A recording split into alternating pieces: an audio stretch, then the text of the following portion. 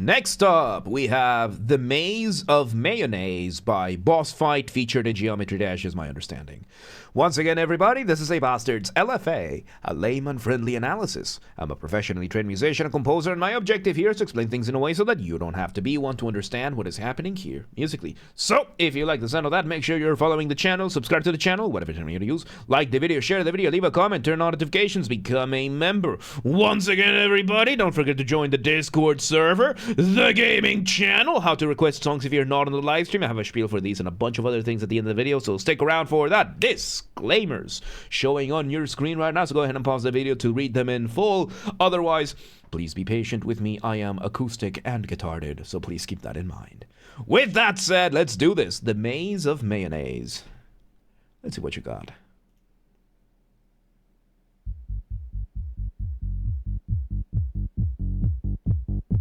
I got a question. Is mayonnaise a maze instrument? No, it can be a percussion instrument.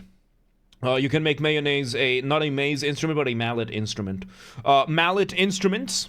Mallet instruments are instruments like, xylophones, vibraphones, marimbas, slapophones. Yes, the slapophone is actually an instrument.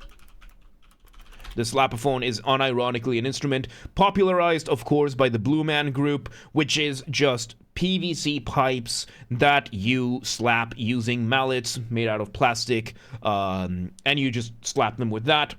The slapophone. Yeah. What type of instrument is water? If it's water by itself, it can be percussion. If it's a water phone, then it is a weird percussion. Yeah, this is a water phone. You can fill this part with water, and it affects the different sounds that you can get. This one is usually more used for horror. So, yeah. Mayonnaise music playing in the background inside the maze. There you go. Let's see where this goes. Mayonnaise with eggs. Mayonnaise is made out of eggs. So there you go. Let's see where this goes. Okay, of course. So we start with initial drum and our initial bass line. We have a bass giving us this very, very simple rhythm over here. Very nice.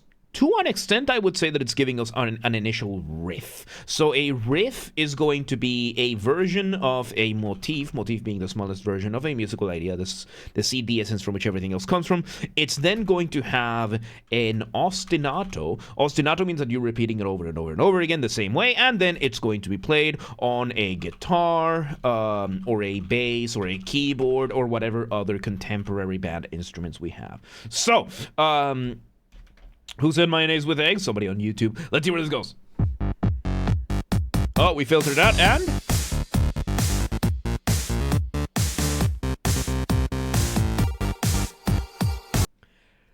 okay, so we bring in the full drums. Now we turn this riff into the full motif. Now we have the full melody happening. Really, really cool bass-driven melody. We have, a little bit of syncopation there. And we have some chiptune at the very, very top, giving us some extra arpeggios as accompaniment. Right, so we have the concept of syncopation, which is just playing against the beat. In this case, we're playing against the drums. The bass is largely playing, the melody is largely being played between the drum beats against what the drum is doing. So we're having that. Then we have the accompaniment. Accompaniment being whatever does not have the lead at that time, whatever doesn't have the spotlight. So in this case, the bass has the spotlight. The other chiptune synth at the top that gave us those arpeggios, that's our accompaniment. The drums are accompaniment. And then, of course, we have the concept of the arpeggio. Sorry, we have Italians in the chat. Arpeggio. So we have arpeggio, which is when you play a chord one note at a time.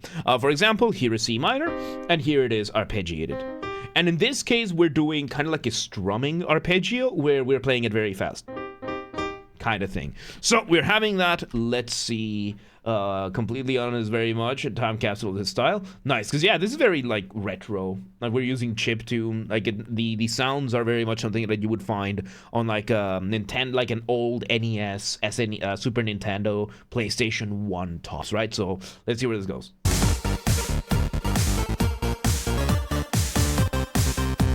All right, second version of the melody.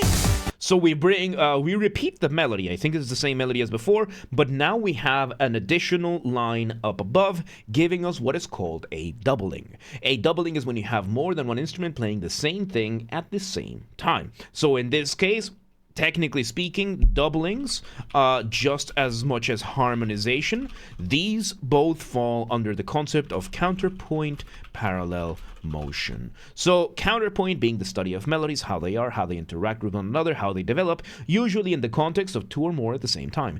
They are often counterpoint is measured in motion, one of which is parallel motion. Parallel motion just means you have more than one melody playing the same overall melodic shape, just from different starting points. And in this case, a doubling would just mean that they're both playing the same thing, just from their own range, from their own instrument, whereas, usually we would use for harmonization, which is when you're playing the same melody. Imagine I can play piano, right? Like I can't play piano for anything. So yeah, let's see where this goes.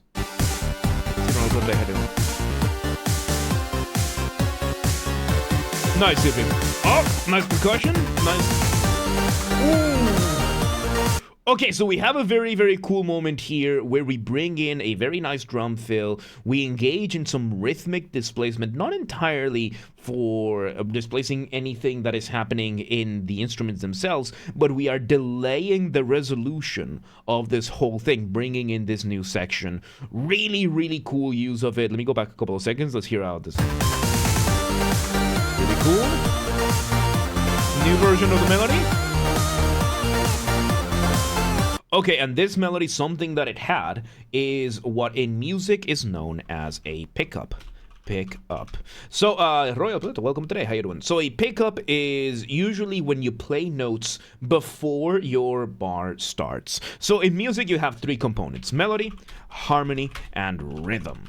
Melody, of course, is going to be your individual lines of melody, counterpoint, that kind of stuff. Harmony, by far the most complicated. What notes you're using, what scales you get out of that, what chords you get out of that, the relationship between them, and you can just keep extrapolating, right?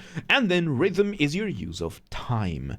How fast, how slow things happen, when they happen, beat, that kind of stuff.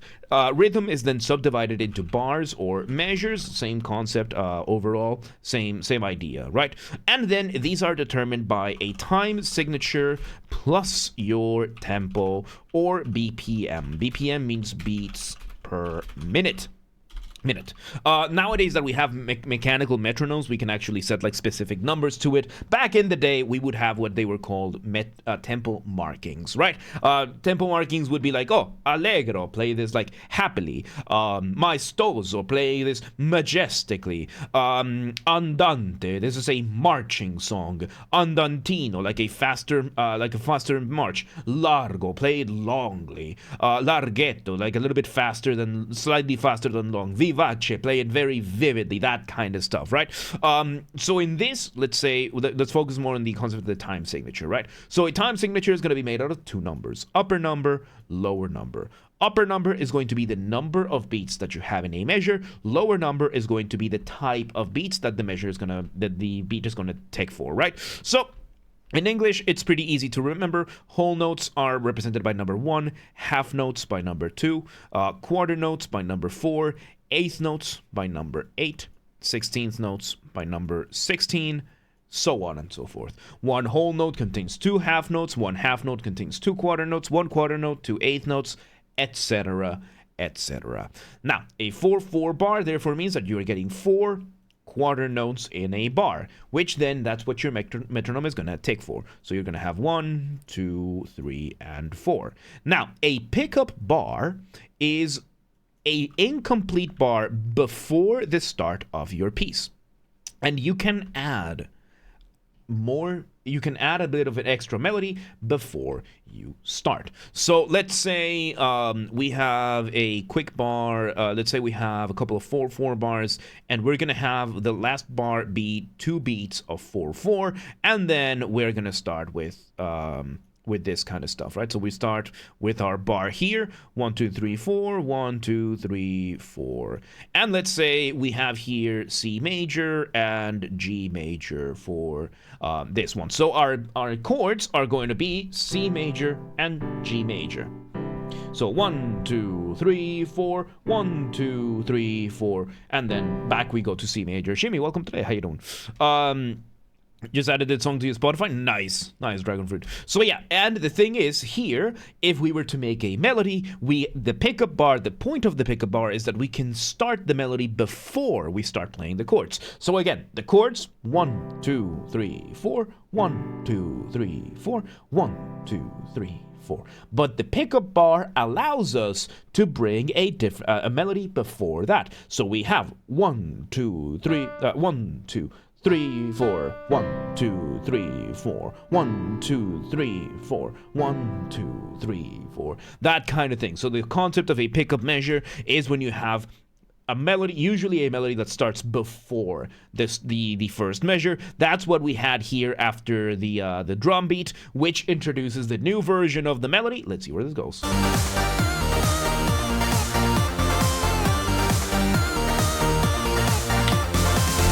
Nice. Brief moment of variation. Developing. Okay, so we develop we bring in developing this thing over here. There's so many things. I only skipped a single stream. Yes, you did. So yeah, we have the stream avatars now. I turned it on, so there you go. So we are having this variation, of course. We are bringing the melody a little bit higher up. We're doing a couple of extra variations. We're mainly keeping the same rhythm as before, and we're moving the notes around. So, eggs with mayonnaise are peak? Yes, they are. Boiled eggs with mayonnaise? Really good. So yeah, we're now having this. We're having some arpeggios in the accompaniment. Let's see where it goes.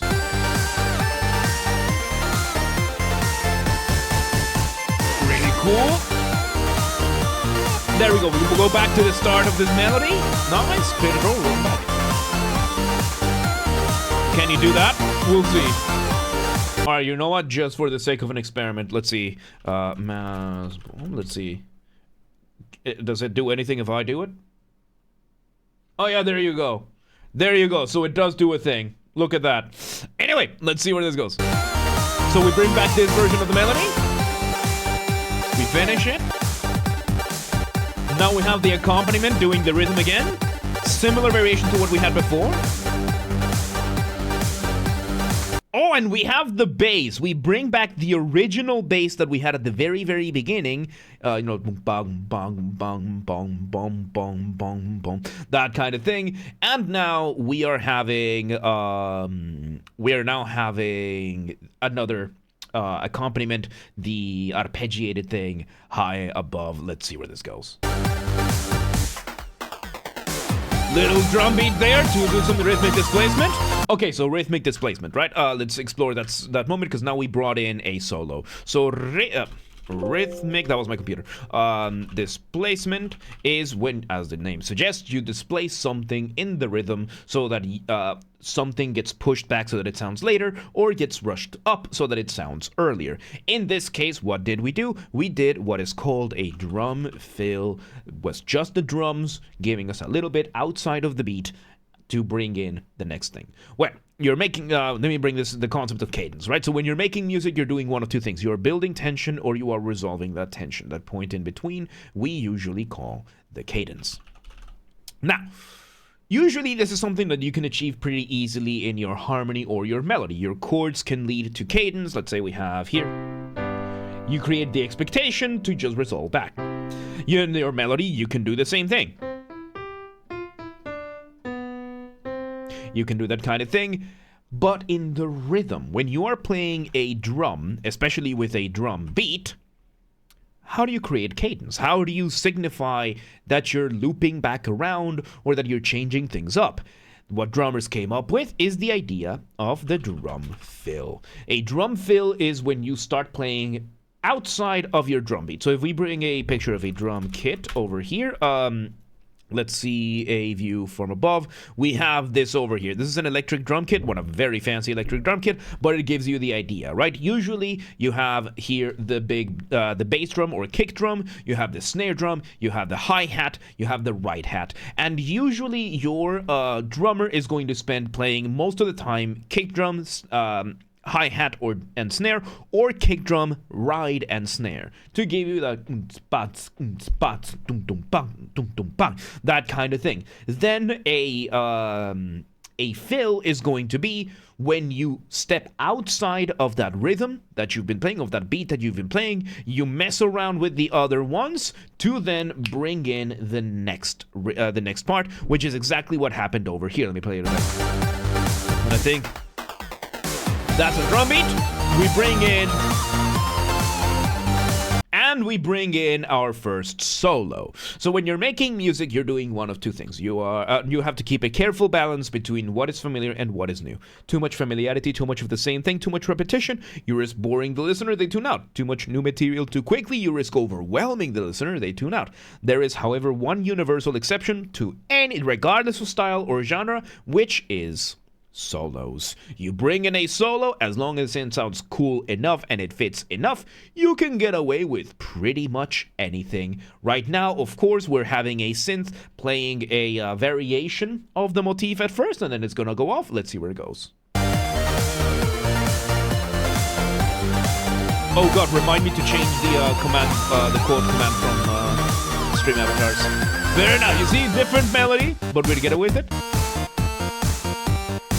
Oh, we bring back the original riff, but we keep that synth playing. Now, when you're usually playing a solo, chances are what you're going to do, structurally speaking, is that you're going to use some of the material, some of the accompaniment you've done before, and you're just going to play it, you're going to play your solo on top of that. Like when it comes to songs, for example, in my case, for example, let's say I have some of my songs where my solo section is mainly going to be the same accompaniment as I did during the verse and the chorus, but instead of bringing in, of having the vocals doing the thing, I have the guitar playing a solo. That's how I approach solos, and that's how most people will approach them as well, because it allows you to reuse and re-explore material that you've already done. You bring back existing stuff, and we have that. And Tuxedo, no, this is the last one of the day, but we do have a giveaway after this. So yeah, let's see where this goes. So yeah, you have the solo there, doing the original, the very, very first riff. Nice. Nice, little bit of a moment there, bringing back some of the chords, continuing a little bit of that solo, bringing back the arpeggios. Oh, continuing that solo, just with everything up above. So yeah, as you can see, we are reusing a bunch of the material, we're doing a bunch of the build-up once again, but because we have this insanely fun solo, really, really good solo, the timbre of this synth is so good, just the texture of this synth is so incredibly good. We have all of this, so now we bring this climax. Let's see where it goes. Very, very climactic, even though we've done the material before. Cadence, pick up, and we bring it back to the section, same as here. So now, after this solo section, we are engaging in a recapitulation. We are revisiting the material we've done before, after the journey we've taken through all of this area. Shit. So yeah, let's see where it is. There we go. There we go. I was able to get it back. Alright, section ends, we go back to the original riff with the extra bits added from the solo. How are you gonna end this? Alright, there we go, one last run, we remove the drums, we only have the other accompaniment synths behind that, and there we go, one more run of the melody, and there you have it. The Maze of Mayonnaise by Bossfight. What a fun track that was. Overall, that was just fun. Like Bossfight music is in general just fun. Most of the time is just incredibly fun music.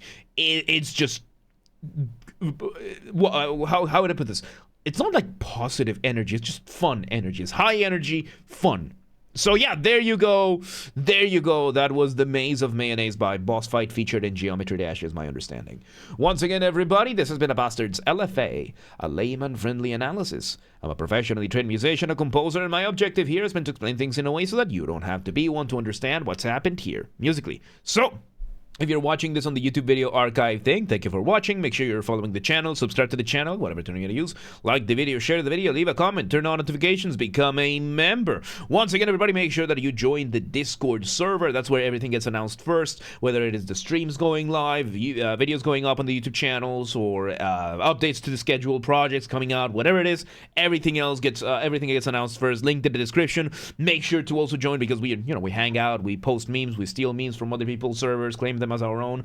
We invent plagiarism, of course, and whatnot, right? So yeah, linked in the description. There's that. Artists, Bossfight, or anybody else out there on YouTube or otherwise, this is an open invitation. Let's work together if you want any of my musical skills for any of your projects, whether it is my guitars, Mongolian throat singing, the good old ooh, ooh, ooh, ooh kind of thing, regular singing, voice acting. If you want help figuring out something for your composition, whatever it is, reach out, let me know, let's work together, let's make stuff. And if you're in the audience and you know somebody that could benefit from any of my skills, reach out, let them know. Please do not harass anyone, please do not spam anyone, be cool about things, don't be a rat. Members get early access to the content. I schedule the videos for the week on Saturdays, and if you're a paid member on YouTube, regardless of your tier, you get access to the videos when I schedule them, at least for the LFAs. So become a member today.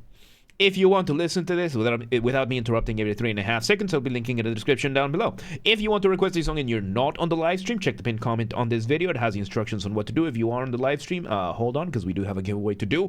And if you want to catch the streams when they happen live, we aim for Monday through Friday, 6 p.m. Central European Time. We stream live on Twitch, YouTube, and Kick so that you can tune in from whichever platform you prefer. Again, 6 p.m. Central Europe, if you're not, at this time at least. If you're not in Europe, do not worry. We have the full up-to-date streaming schedule showing in your local time zone in both Discord and Twitch. So if you live in Omachi and you're like, yeah, but what time is 6 p.m. in Hungary? I don't live there. Do not worry. Just go to the Discord or the Twitch, both linked in the description, and it's going to show in your local time zone. And follow the gaming channel. I have a gaming channel because of course I have a gaming channel. I'm on YouTube. What else could I possibly have? Games are Basterd. That's where I put the gaming after show recordings when they happen, recorded live on the live stream, and then recordings go here, linked in the description, or just search on YouTube, same username as James R. Basterd, just swap the J for a G, and you got it. And yeah, there you go. The Maze of Mayonnaise, Bossfight. Really good stuff. That was really fun. Really, really good. But yeah, let's move on.